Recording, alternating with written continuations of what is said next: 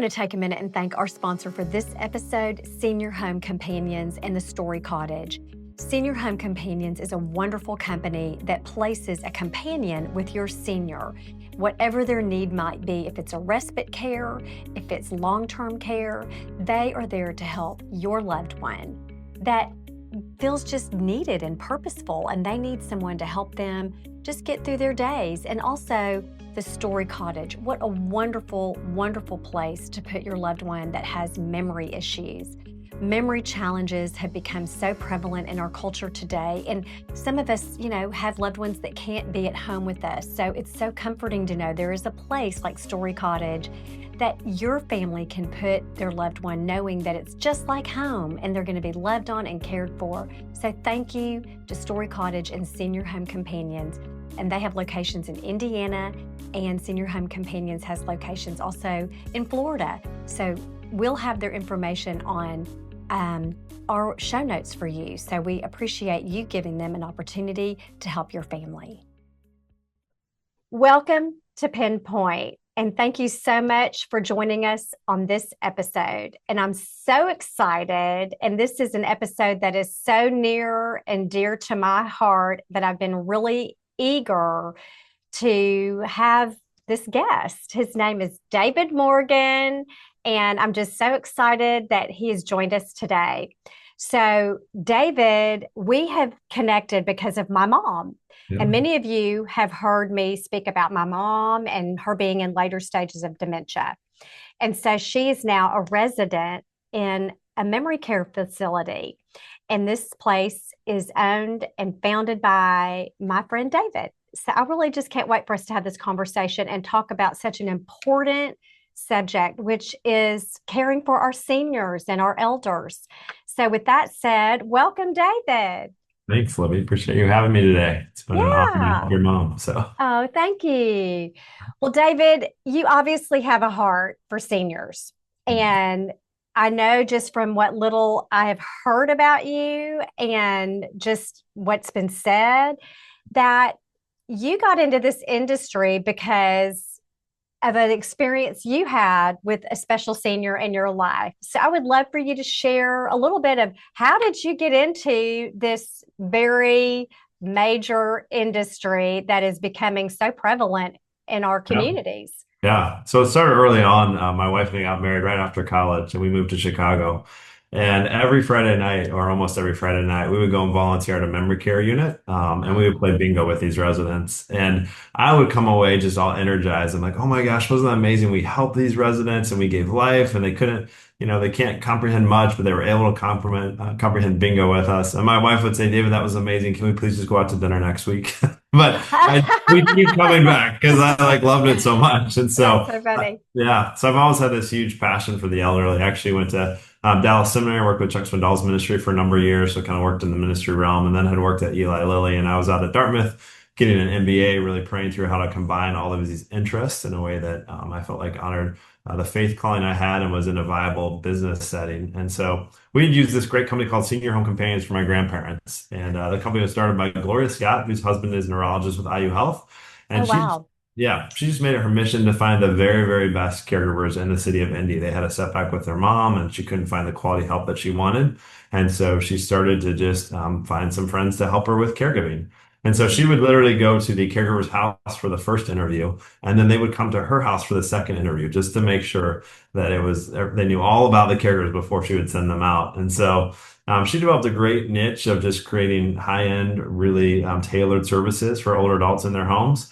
And we connected with her and used her for my grandparents and had this phenomenal experience. My grandfather had Alzheimer's, pretty advanced for the last 4 years of his life. My grandma had cancer a number of times.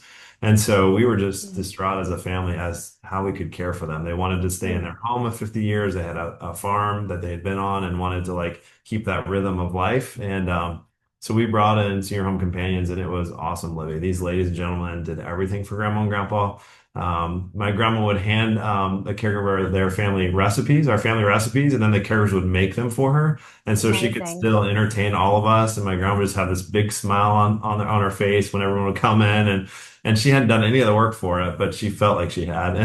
So, Oh, yeah. Well, she was definitely a participant because she gave them the recipes and yeah, yeah, tried to make it as much like home and yeah, everything that yeah, she would do. Well, yeah, I love that. And because I've walked this walk myself, yeah, and as the overseer of my mom for, gosh, a decade, yeah. and she has been able to be in her home until about a year ago when she moved into our home.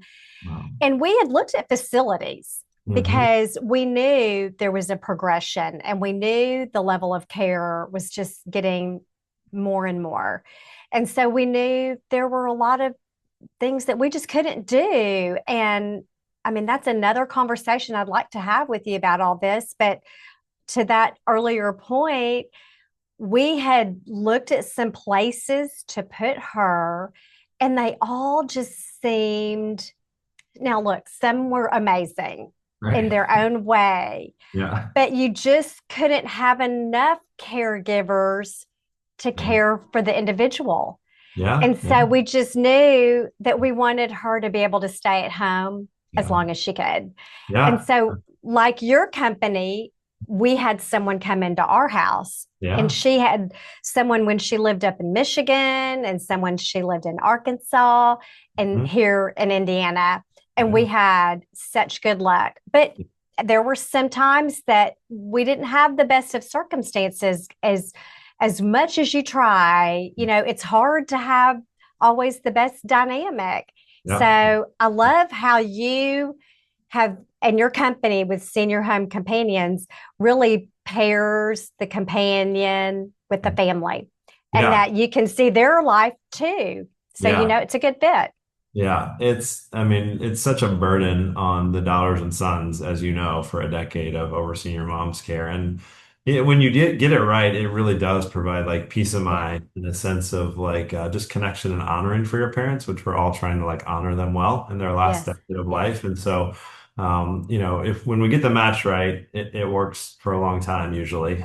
Just because a lot of it's Yeah. about companionship and connection. I feel like I joked with our marketing team. I want to change our current focus is creating active and engaged lives through exceptional care so families can thrive. But I Yeah. Oh, joke I with love them, that. I go, I want to change it to be we help people finish well.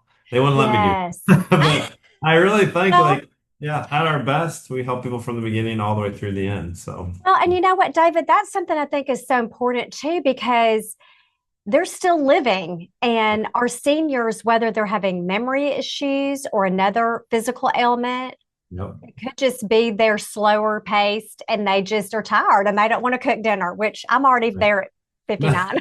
Yeah. Yeah. That's But how I will it's tell you that it's, I think, such an interesting thing that you said, that you want to have someone help them to the end of life, right. because it should be met with dignity. Right. Yeah. And I just have become, because I'm walking through it, just more keenly aware of how so many people in our culture are kind of discounting our seniors and Right. putting them in a facility. And I'm Right. not, some people don't have an option, and it's sometimes the best option. Right. Yeah. But I think if you can honor the person in the decision that you're making so Mhm. that it's best for them, to Yeah. have the dignity and the honor that, Yeah. frankly, I think they deserve. Yeah. That's, Yeah. that's the magic. Yeah. Yeah. Yeah. I tell our team all the time, like those two key words, like creating active and engaged lives. Like if you think about the best days that you've had, like maybe going on a vacation with your family or somebody graduating or some big work accomplishment that happened, like usually I have those two components. There's some kind of activeness, you're getting ready for it, you're preparing for it. And then there's engagement level, you're actually making it happen and interacting with people. And so I tell our team, like, those are the two pillars we need to make happen every day for every client that we serve. And it may look totally different for different clients. Like, Yeah. one lady really is bedbound, and we come and just do like an art project with her. She used to be an art teacher, and so we can Oh, bring wow. supplies to Yeah. her and we can work with her just kind of from her bed. And another woman, we show up and she wants to visit all of her friends all over Indy. And so we literally get in the car and take her to all these different people's houses all day long. So What a it's, yeah, blessing. I another love guy we take to that. work every day. He's like in his 90s. So we can make active look different for different people, but it's about Wow. creating purpose, Yeah. Libby. And I had one client who was, very influential family, had had a lot of success in their life. And she looked at me when I was doing the assessment. She goes, David, just send to me someone who can give me purpose again. I just don't have any reason to live again. My Mm. family's great. I have all these great things to do, but I just don't have a purpose. So when we're able to pull a caregiver in that like gets that missional aspect of it, connects, and then is able to create a cadence to that purpose and engagement activity every day, it's such a huge win for the whole family. So I, from the family side, can understand that because my mom, I felt like at a certain stage in her disease, she would just like be wanting to be busy. And yeah, so there was a season where she just wanted to wash dishes. And she yeah, was good at washing yeah, dishes. yeah, And somebody has to wash the dishes. And we might have to go behind her and double check that they got actually clean. yeah, yeah, But just her being able to wash a dish, it yeah, kind of morphed into we'll just give her some dishes to wash over and over and over. yeah, And to her, it felt like purpose yeah, or putting a puzzle together or folding laundry. yeah, Those seem like simple things and they're not profound from a business purpose. right. But to her, where she was in her heart and in her mind, she Yeah, felt like she was contributing. yeah, And yeah, I think that's important. And yeah, the caregivers that we've had, yeah, again, we've had so many wonderful caregivers, really tried to engage her and yeah, then just have a conversation yeah, yeah, because just yeah, to hear their stories yeah, and yeah, that whole generation, I mean, yeah, they're rich with stories and yeah, history and gosh, yeah, even from a family, yeah, legacy or generational information. I just think that is so valuable. yeah. So I love hearing how you all are so in tune to that. Yeah, I'll never forget one woman that we helped, and she was like your mom. She just needed to move through the house and feel like she was making things ready for anyone who was coming over. Yeah, And so our cleaner was right behind her, like all day long. She'd go from the kitchen to the laundry room to the bedroom, and like, the just caregiver would like busy. mess up the bed when they left the room so she could come back in and make it again. And, like, just this Love constant it. motion that needed to Yeah, happen. So that's so cute. yeah. Well, on the other side of Yep. that, you Yeah. have the caregiver that's the family member, Yeah. like my mom's husband or myself. It could be a sister, a daughter, a spouse. Yeah. I mean, do you have some challenges with the families? No. Go ahead. No. We Yeah. need to be taught. Yeah. Let No. us know what we need to know because we want to make it easier for the companion or the caregiver and Yeah. also for our loved one, Yeah. whoever that is. So, what are some of the barriers that you run up against? Yeah, yeah. And working with families, I think the biggest thing that we've observed, we've been doing this now for like 28 years across our markets, and I've been at it for 15 years. And I think there are so many emotions that come with caring for your elderly parent, and it's really tough to like get at the core of what you're feeling and why you're feeling it in the midst of like the chaos of trying to make it all happen. And so I honestly think that as much as we can help families like process and understand like the why behind it, we have lots of daughters who, they don't live in the same state as their parents That was anymore. me for a So long time. yeah, Yeah. and so they come in and they feel this incredible, honestly, sense of guilt because they're like, oh, I feel like I need to be here more, and my mom was here for me, and I need to like take care of her better. And then you have the other family member who may be local, and they're like, well, I've been here every day, and so it Yeah. creates this like vortex of really good intentioned emotion and heart that most family members bring to this, but it kind of creates chaos. Yeah. Well, So. you could end up being a therapist. Yeah, we often are. So, but Yeah. I tell families like a lot of it is like just don't feel guilty. Like honestly, like I tell them, we had a client who he loved talking to his grandson and he was in New Yeah. York. And honestly, I never met the grandson. We probably helped this guy for 7 years. I never met him. He didn't come very often, but every 2 weeks on Sundays, he would make a point to FaceTime his grandfather. And Mm-hmm. like it meant the world to the grandfather. And it helped us because we could tell them, you know what, your grandson's going to call you in a couple weeks on Sunday. It just gave us something to like look forward to and something Right. to talk about. So I tell families like it's more about the cadence. Like just get in a rhythm with it. Don't like take on all this guilt that you're not there every day. You can't do everything because you have lives and kids in college and professions and like lots of stuff going on in your season. But just kind of freeing yourself up from that, creating some cadence and some consistency to your presence in their lives is important, but letting go of kind of the guilt that you need to be the one to do everything and you need to be there all the time because it's really, we found it's not healthy for relationships. Like it's incredible, Libby, that you moved your mom in. Like I really think like families who do that like deserve a different place in heaven because like it Oh, is well, tough thank to you. do it. But I'll never forget, I met with one daughter and she had been doing it for a decade. She had renovated her house and she had like a whiteboard for her mom and every activity was planned. And she had made it her whole life's purpose to help her mom who had memory loss. And it was beautiful, but she was so burnt out. I mean, there was Yeah. no mother-daughter relationship. She was the caregiver and her mom couldn't even remember her name anymore. Like it was Yeah. incredible care. And so Yeah. when we came in and I just said, hey, let us just take this burden off a little bit. Like, we'll give you 3 afternoons a week off.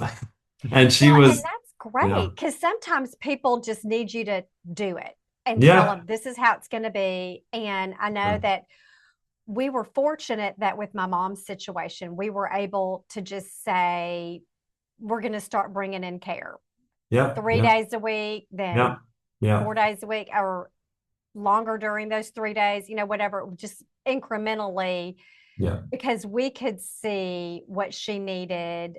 And her husband at the time, who was caring for her exclusively, needed the help that, yeah, like so many of us, is like, I got it, or we're fine, and I don't think it was meant to be in a place of, pride, but I mean, I don't think till you get into, like you said, the vortex, right. that it's affecting you more than it is. Yeah, yeah. That's So like kind of what I encountered. yeah, taking care of yourself, I would say it would be another point. Just like whatever it is to be able to have space and do the activities. Like this woman ended up going to a Bible study again. She ended up working out and taking a date with her husband. And like Which after is 3 weeks, very she was important. like, I'm a new woman. Like, I'm like, I didn't even know that this was missing, I or know. Yeah. there's a recovery period and all that after you've been the caregiver. And so for me, this is a perfect segue Yeah. to just share with everyone listening and with you, even though I've shared this sentiment with you over the phone. Yeah. Finding Story Cottage, which is your other, I'm calling it a boutique memory care. And I Yeah. say the word boutique, and I hope you don't mind that I use that word, but I say that not to say it's exclusive or beyond reach, because that's not my intention, but it boutique in that it's small and Mhm. that it's personalized, like a small hotel or Yeah. a small shop, not a big Yeah. mall. Yeah. So when we knew that things were changing, and it was to the level that I couldn't do it, and even though we had care 7 days a week, the overnights and just things were changing with her. So when I found Story Cottage, it was a dream. Yeah. And I would just say that, well, first of all, how did you come up with that concept? And tell me about the name, Story Yeah. Cottage. Yeah, yeah. So kind of going back to that woman that I mentioned who was going back from the laundry room to the bedroom and back and forth again. I watched her family get to the same spot you did, where it was Yeah. just too much to do in the home setting. They had done it for years, 24-hour care for a long time. And so the husband, kind of threw up his hands and he felt a little bad, but he moved her to a large facility that was beautiful. It was expensive. It was one of the nicest in the city. And I went to visit her after she had moved and she just like declined. Like for a Yeah. month, she declined and then she passed away. And Mhm. it was so sad because she had a vibrant life at home. Like she was doing okay, but that abrupt move to a larger facility just wasn't a good transition. And so I really started praying about it. Another client who moved her husband, again, for the same reasons, to 3 different brand new communities for the last year and a half of his life. And each time she would move him, she would bring in our care on top of the community. And so Yeah. she just had this experience. And at the end, she goes, David, like there has to be a better way. And so, like most great business ideas, they're driven from just talking to clients and hearing Yeah. what their story is. And I was like, there must be a better way to do this. So I started looking around the country and I was like, well, maybe we'll build just a assisted living facility, but with a different emphasis and a different care. And so I looked at those models. And then I happened upon this model in DC. We had a client who moved their family to DC. And she's like, yeah, we moved Okay. her to this house. And like it's small and like it's very present, lots of staff. And so I talked to those owners and then started noticing these in other parts of the country. And I was like, this may be something really unique to bring to Indy that Indianapolis hasn't kind of had before. And so just started praying about it. And our family had a home building company for many years, so I have a lot of background in construction and real estate, and getting things approved and zoned. And so just That thought came we'd in try handy. it. So the whole idea is they move their parents to these memory care facilities, and they really would pick the best, the nicest. And after a week or two of their parents being in there, they call me to be like, "Oh my gosh, mom doesn't have her pearls on. Her hair isn't done." Like she would be mortified if she Yeah. knew what was going on. So they I've layer, had that experience somewhat, yeah, just yeah, even coming to visit my mom when she lived in another, state before she moved here. yeah, And you think, well, she never wore those clothes, right, or she didn't put that outfit together like that, or she wouldn't be seen in public like that. And that was part of, I needed to kind of let some of that go because there were bigger things to be concerned about. But you have to kind of think about her and what her dignity would look like. yeah, But then in a facility, I've heard some of these stories like she's not wearing her clothes, she's wearing someone else's clothes. yeah, And as much as I know some of these larger places, like you say, they're really coming up a right, lot yeah, and they're really nice and have lots of bells and whistles. You still have to have enough staff yeah, yeah, to resident ratio. yeah, And that's where you guys are amazing. yeah, And I feel just kind of share, like, yeah, I know my mom's has 8 residents. So that must be yeah. a sweet spot that you found in your Yeah. research before you opened. Yeah, so as I looked at the models, and I do think big communities work for a lot of people. Mhm. Like they honestly are great. They fill a huge need, and we have lots of clients who are in big communities and it works well. But I just thought for this little kind of in-between segment that the memory care is kind of a little bit more progressed, and they want kind of a different experience. Let's talk about that. And so the name Story Cottage, you asked about that. It was a brainstorming session. Like we feel like we want to create a good story for every resident every day. Like, and that's how we kind of came up with that. And the story may be different because people don't track day to day necessarily, but we want to create a good story, a good beginning, a good middle of the day, and a good end of their day every single day in whatever story they find themselves in. Like whatever they wake up with, because sometimes they'll be back in their childhood, sometimes they'll be at a different stage of life, sometimes they'll be confused and just know where we can connect. But wherever we find them, we want to meet them where they're at, and we want to make that story happen as much as we can for the day and redirect and make it as positive as we possibly can and as engaging. And so the small ratio of care was critical to make that happen. I mean, I even tell families, like, I don't like people to put TVs in their parents' room. Sometimes they do, and that's okay. But like, if you're going to watch TV, I want everybody out together. I really don't want people watching TV, but if you're going to, I want it to be like a community thing where we're all watching a movie, we're having a movie night, they're engaged with it, or we're doing like an exercise class with technology. Yeah. And so that's a big thing that we try to do. And the only way we can make that happen is just to have a lot of really caring, committed staff. And so we are so picky about who we hire. We interview tons of people. And when people connect with the mission, we have these caregivers who walk in and they've spent often their whole career in long-term care facilities. And they walk in and they're like, oh, this is what I always dreamed it could be. Like, this is, wow, it's small. I can actually get to know the families and the residents. I'm not pushed to do 15 showers today. I I mean, can do three. honestly, that's Yeah. the thing. So, yeah. Well, you hit the nail on the head. It's a home run. It's amazing. And with the knowledge that I have, just being on the family side, and now with my mom in Story Cottage, Yeah. as hard as it was to move her, Mhm. I have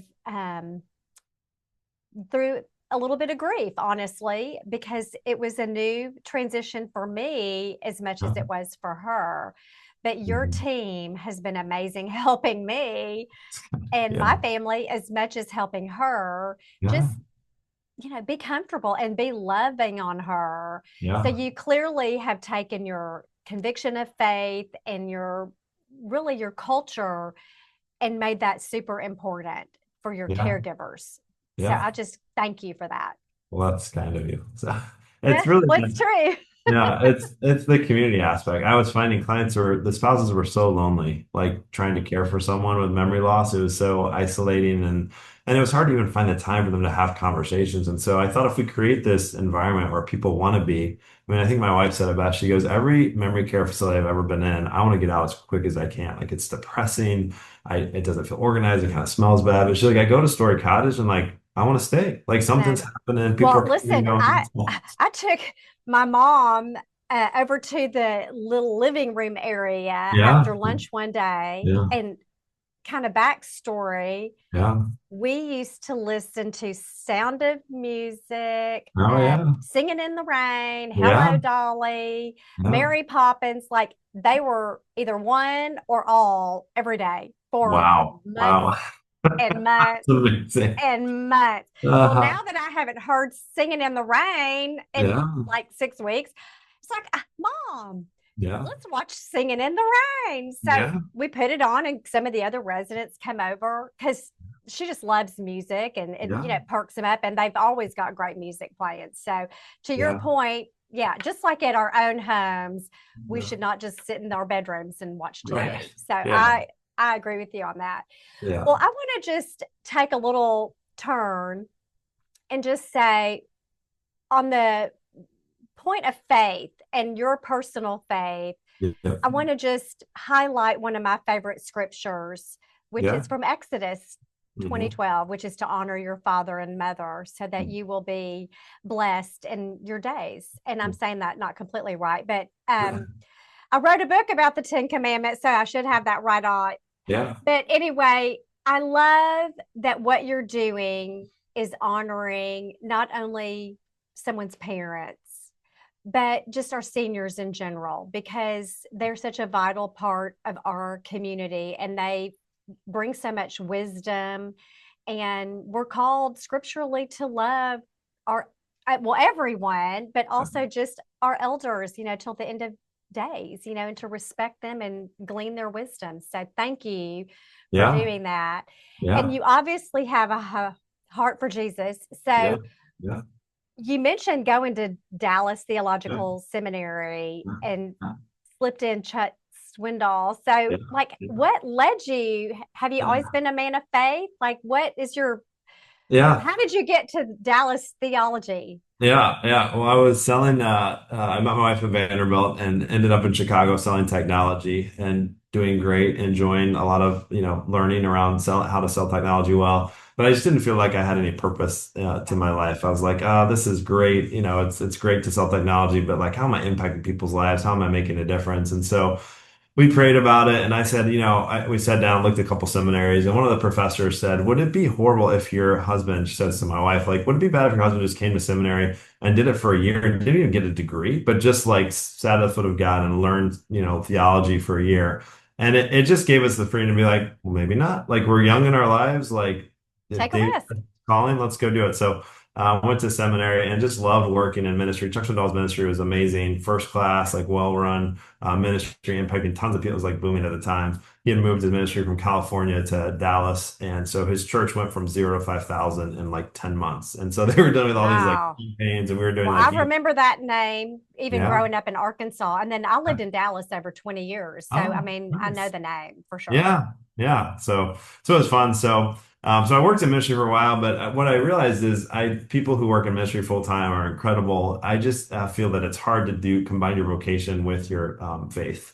And so I really decided that I feel like I not combine it, but like do it faith and vocation all together. Like it just takes an incredibly gifted person. And I felt like I could have a bigger impact if I went back into the marketplace and had a strong faith perspective, but just was in like more secular settings. I felt like I could have a bigger impact, bigger Well, reach, you're and people would, discipling yeah, potentially to people that need it more in a different way that may yeah, not even know the Lord. right, yeah. So And so that I makes a think, lot of sense. yeah, when Christ calls us to like help the least of these, whatever you do for the least of these, you do unto me. I actually think it includes people with memory loss. Like if you're with them for I tell my kids, like if you're ever having a bad day, like just go hang out with people who have memory loss and you will have so much perspective on life and appreciate that you can even open a door and remember somebody's name and remember what you're going to do.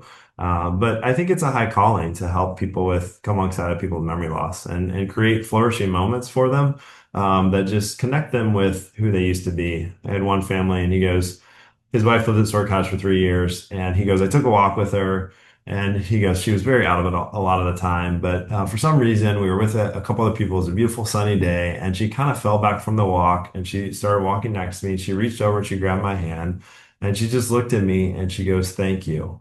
And he Mhm. goes, "What, honey? Like, what have I done?" And she goes, "Just thank you for all of this." Yeah. And he goes, "That was all I needed. Like, I had a moment where she connected with who she was, she realized who I was, and she expressed gratitude." And so, if we can Those are make those special. moments happen, I feel like it's huge Yeah, ministry and impact, I and do. we're sharing the love of Christ every day with what we're doing for these Well, and clients. that's the beauty of this conversation and why I'm excited to have this podcast episode out, Uh, because I think there's so many ways to witness. mhm. And some people feel like they have to do something so profound in ministry to be a part of Uh, the body, to yeah, disciple. And we don't. I mean, it can be in the smallest of ways, but that small way is in our flesh, that what we think is a small way, but it really is a big way. right. And so, well, there's so many things to talk with you about, and I don't want to let you go before I just ask you to share briefly about your book, because you're a published author, Oh which yeah. I truly Okay. respect. And Yeah. so tell Yeah. us about your book Yeah. and just Yeah. kind of what the impetus, was for that, and Yeah. what's come of that and that Yeah. discipleship. Yeah, so it's called Delivering Your Future, and it is really focused. What I felt like for a long time is we do a great job of preparing kids for college academically and with extracurriculars and like teeing them up in a way that gets them into the college of their choice. And then when they get there, they're like, "Oh my gosh!" Like it just doesn't Yeah, fulfill tell them me. in the way they think I've it should. got three that went through and Yeah, they felt yeah. that way. Yeah. And so trying to just help young adults understand that before they get there and think about, the college, it promises so much. Like you'll have great community, you'll get teed up for your next career, you'll have fulfillment. But the reality is like we're actually like pulling away all the support structures that somebody had for the last 18 years of their life, putting them in a new setting and expecting them to like thrive Yeah. without maybe as much support as they've had. And so the book is geared to just help young adults think through that. Like, what aspects of your life are going to change? How are you going to recreate that social community there? What kind of priorities do you need to have going into it?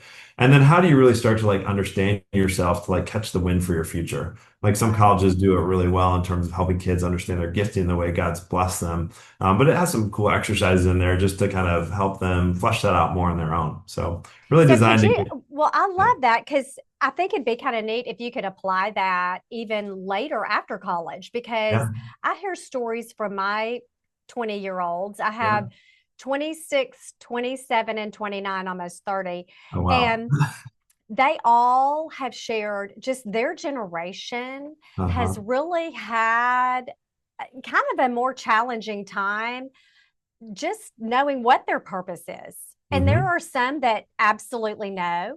Right. Like when I was going to college, it's like people had a lot of direction, but I Right. feel like now we have a lot more opportunities open to us that we didn't even know back Yeah. then. And Yeah. so my children have shared, some of their friends are kind of like, well, what's the expectation? And to your point, you had this foundation and you were all flowing at the same time, at the Hmm. same level, and now you're thrown into the deep end of the pool and like, Mm. well, I could go this way, I could go Yep. this way.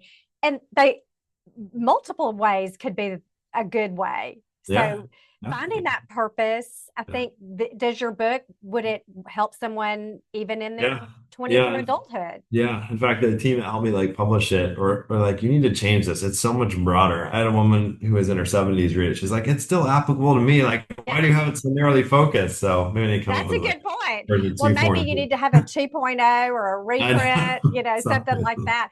Because honestly, I even have heard that when you're in your 60s and 70s, which is where I'm fast approaching, they're your most productive years. And Yeah. so just Yeah. like I started this podcast early last year. So Yeah. I feel like, you can have one career and you can have a purpose that God uses you for then, Yeah.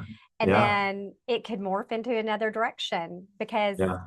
that part of the body can be useful in many different ways.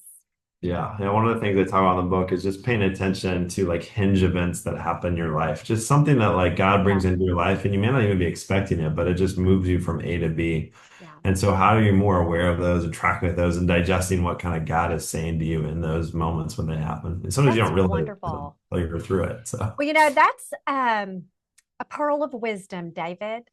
yeah. And I end each episode with a pearl of wisdom. So Okay. I want to piggyback off what you just said.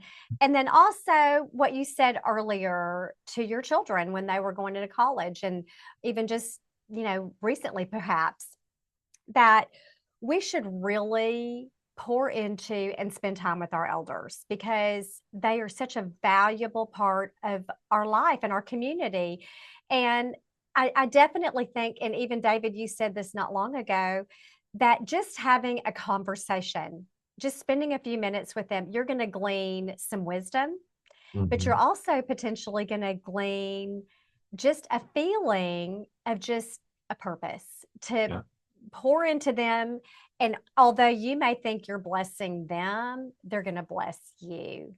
for sure. And I want to just cap that off with a pearl of wisdom that my mom gave me. And when I was writing my book, I published this in one of my sections where it's under honoring your father and your mother.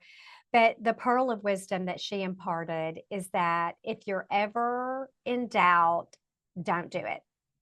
And I just love that. And that has come in real handy for me in my life because, doubt's typically the enemy and it's part of our spirit that's trying to help us, red flag, red flag. Right. Yeah. So Yeah. I just Yeah. want to ask everyone to think about that and Yeah. use that pearl of wisdom and coupled with what wisdom that David shared. And I just want to thank you again, David, for joining us and sharing with us just about your heart and your faith journey and how Yeah. you got there. And thank you. You're a blessing. Yeah. Thank you. Thanks for having me. Appreciate it, You're Olivia. welcome. I want to thank our sponsor, the Apple House. Tom and his team at the Apple House have been so amazing to us here in our community. And we just think this is the place to go for all your seasonal pots, flowers, plants, all the landscape needs you have. And they have a wonderful gift shop as well. So be sure and go check out the Apple House today.